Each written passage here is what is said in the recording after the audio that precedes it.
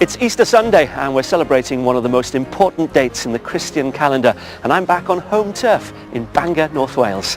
Happy Easter and welcome to Songs of Praise.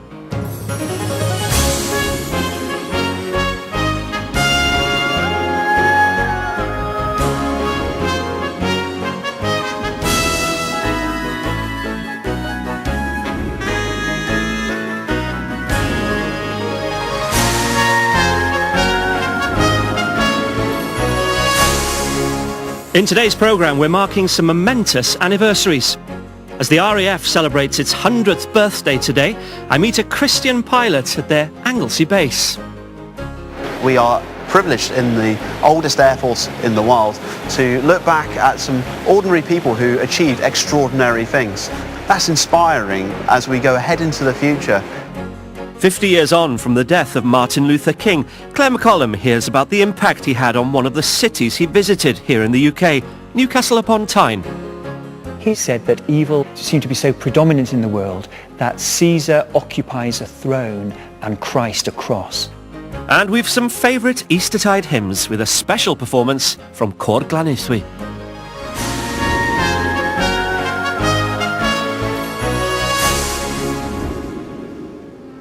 I've visited many cathedrals and churches up and down the country over the years for Songs of Praise, but I must say it's always lovely to be back home in Bangor. This is where it all started for me as a 9-year-old chorister.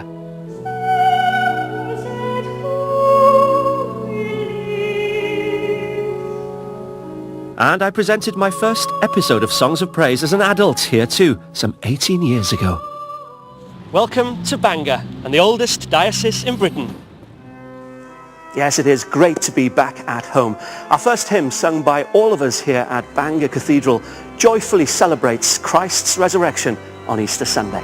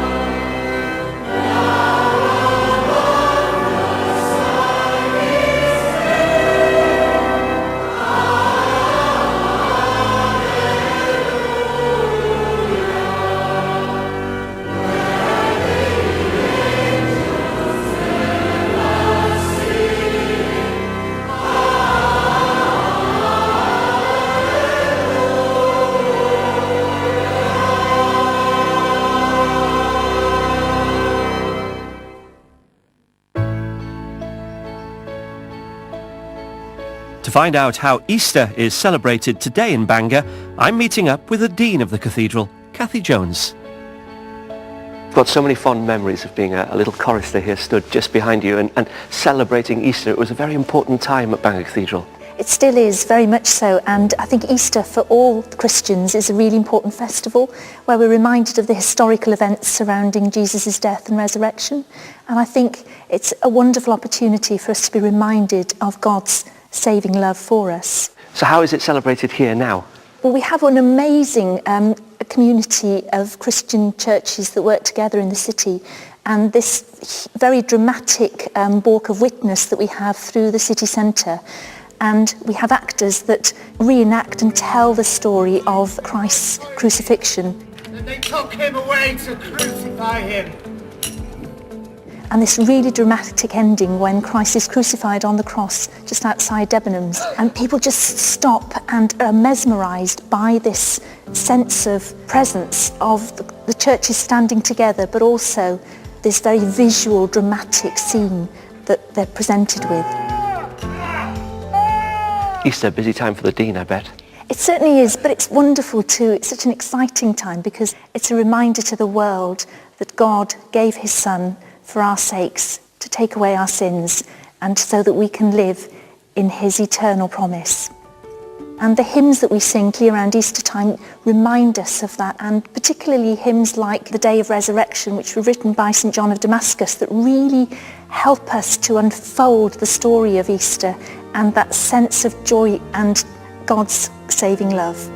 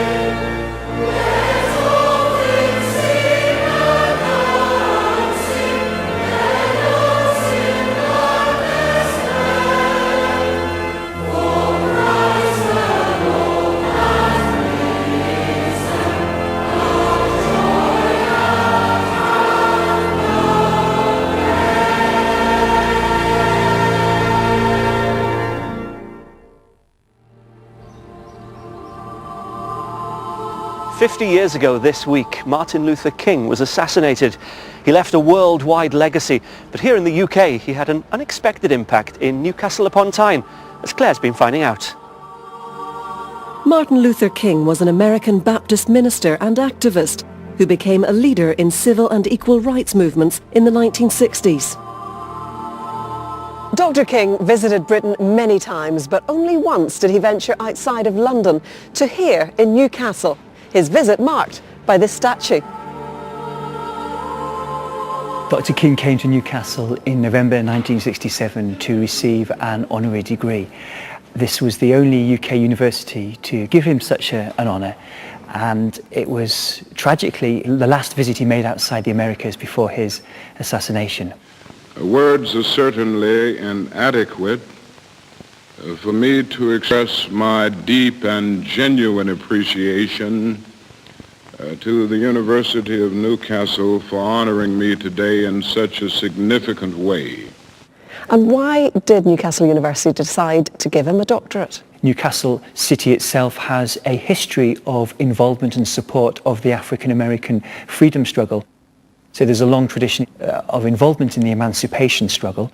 With this faith, we will be able to transform the jangling discords of our nation and all of the nations of the world into a beautiful symphony of brotherhood and speed up the day when all over the world justice will roll down like waters and righteousness like a mighty stream. Tell me why you're so interested in him personally. I found myself unemployed in Tottenham. I was trying to figure out the meaning of life. I had lots of questions. Is there a God? Is life worth living? Is justice worth struggling for? And then I came across a volume of Dr. King's sermons. It was called Strength to Love. He argues that injustice was present in the world. It's a historical reality. But because God exists, then there is hope for all humanity. It was one of those light bulb moments in my life that helped propel me to the Christian faith. He said that evil seemed to be so predominant in the world that Caesar occupies a throne and Christ a cross. But the Christian knows that every Good Friday will be followed by Easter Sunday, and one day that same Christ will rise from the dead and split history into two, so that even Caesar will be dated by his birth. And that Easter message was something that particularly gave me hope for my own self, but hope for all the world.